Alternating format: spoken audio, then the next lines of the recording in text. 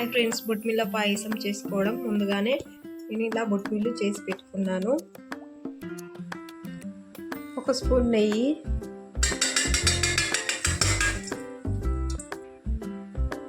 ఇప్పుడు జీడిపప్పు, బాదం పప్పు, కిస్మిస్ వేయించుకుందాం.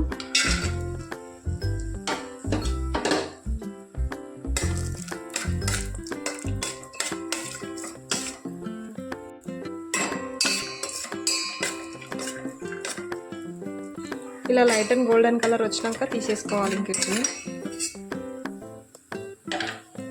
ఇప్పుడు దీంట్లోకి 1 గ్లాస్ పాలు పోసుకోవాలి.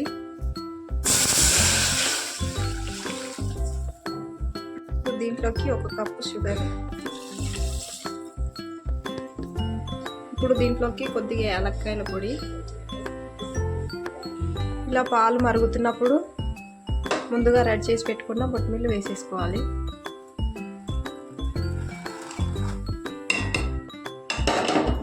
దీనిని ఒకసారి కలుపుకోవాలి.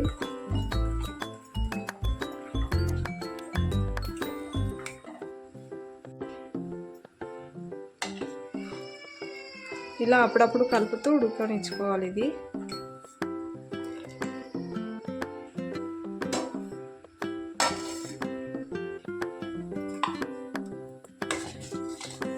ఇలా అప్పుడప్పుడు కలుపుకోవాలి.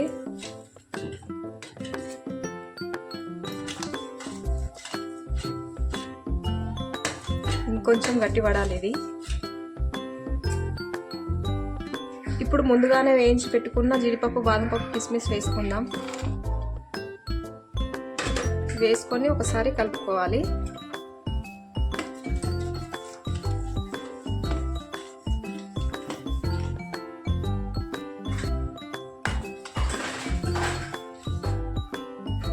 ఇంతే అండి బొట్మిల్ల పాయసం చేసుకోవడం. ఇంతే అండి సేమియా పాయసం చేసుకోవడం. మీకు నచ్చితే లైక్ చేయండి, షేర్ చేయండి, సబ్స్క్రైబ్ చేయండి.